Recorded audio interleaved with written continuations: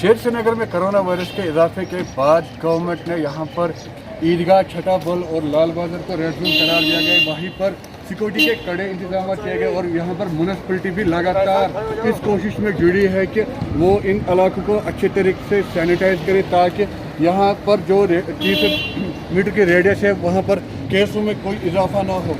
यहाँ के आप देख सकते हैं इस वक्त जो सिक्योरिटी है वो अपने ड्यूटी अच्छे से निभा रहे हैं और यहाँ पर जो लोगों की आवाजाही पर पूरे तरह से रोक लगाई गई है। अगर जो बात करें हम पिछले कई दिनों से केसों में बहुत ज़्यादा इजाफा हो रहा है श्रीनगर में, वहीं हुकूमत ने इस फैसले को अंजाम दिया है।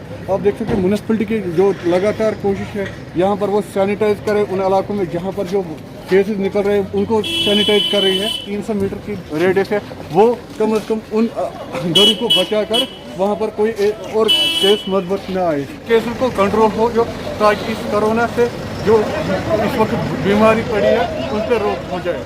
खबर उर्दू के लिए मैं पसंद है।